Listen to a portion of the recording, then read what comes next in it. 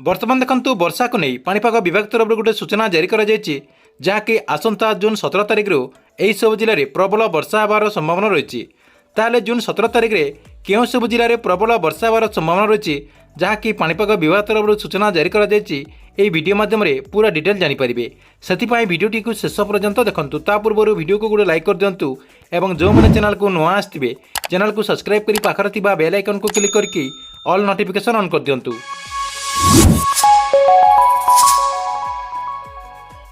राज्य में आसंता 17 तारिख रु वर्षा बढ़िबा नहीं पाणीपाग विभाग पक्षर सूचना जारी कर दिन नयागढ़ कलाहांडी कंधमाल रायगड़ा गंजाम और गजपति जिले में गोटे रु दुईटी स्थान में प्रबल वर्षा होवार संभावना रही। जून 17 और 18 तारिख में दक्षिण ओडिशा में वर्षा होबार संभावना रही। मौसुमी एवं कोरापुट में सक्रिय रही। यह सेठारु 3 रु 4 दिन भितर अग्रसर होबार संभावना रही।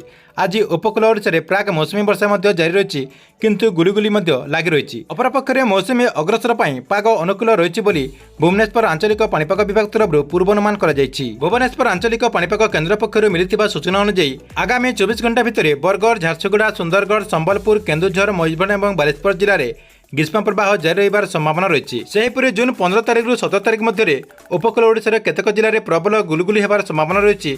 तेबे राज्य में जून 17 तारिख रु वर्षार परिमाण वृद्धि पाइब। राज्यर विभिन्न जिले में 3 रु 4 दिन भितर मौसुमी वायु प्रवेश करिब।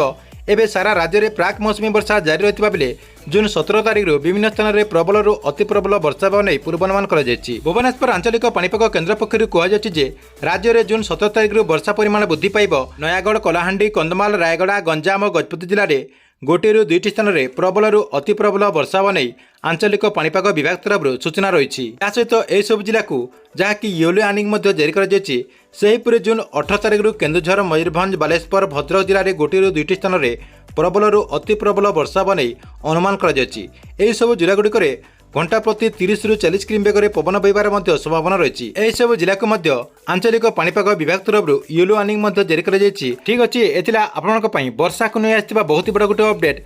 आपण वीडियो केमती लगिला कमेंट बॉक्स रे नीचे गोटे कमेंट करंतु एवं गवर्नमेंट जेकोसी नुआ योजनार अपडेट आपने सर्वप्रथमे देखा चाहते यही चैनल को आप रेगुलर देखुतांतु।